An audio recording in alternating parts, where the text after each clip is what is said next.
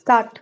The Industrial Policy Resolution of 1948 was good so far as it went, but unfortunately, the spirit of it could not be understood or appreciated by the common men in this country. So, a new orientation of this policy was given, and the Honorable Prime Minister, after his return from China, publicly declared that the future policy of the country, or rather the future pattern of society, will be the socialist pattern. That was further emphasized by the resolution passed at the Avadi session of the Congress and later reiterated by Shri Debar, the president of the Indian National Congress. I am very glad to say that the spirit of it has been caught by the nation today. If I may say so, the nation has taken up the challenge for securing the socialist pattern of society. It behoves all sections, both inside this house as well as outside, without having mutual recriminations, to try and propagate in a sincere manner and establish the socialist pattern of society indicated by the statements of the great leaders of our country.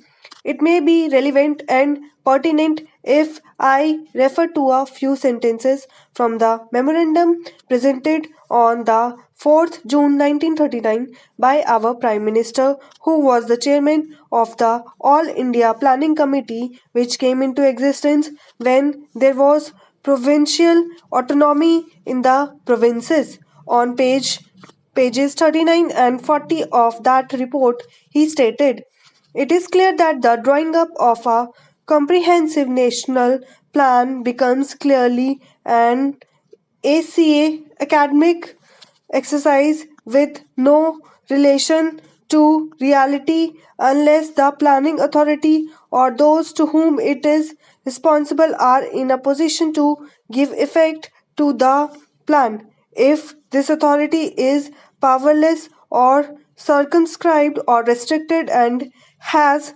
limited activities, it cannot plan. An essential prerequisite for planning is thus complete freedom and independence for the country and removal of all outside control. This implies that the country possesses in itself full sovereign authority to take any measures, adopt any policies, and form any relations with other countries as may seem best to its governing authority in the interest of the country and its people. National independence is thus an indispensable preliminary for taking all the steps that might be found necessary for carrying out the 5 year plan in all its various aspects throughout the whole country. At the present moment, it is clear that not only have we in India no national independence, but we are hedged in and obstructed by numerous restrictions, limitations, safeguards, and reservations which block the path to planning and progress. Our plan for national development must therefore be drawn up for a free and independent India. Thanks to the sacrifices made by millions of our countrymen and countrywomen under the leadership of the father of the nation, Mahatma Gandhi, we have today secured complete sovereign political independence at a time when the nations of the world were engaged in the bitterest struggle using all the weapons of destruction. If, therefore, we have secured political independence during the period of a quarter of a century, it should not be different, especially when we are totally master in our own country to secure a socialist pattern of society as has already been indicated. But it requires the assistance, the propaganda, the active work of all those who are interested in this.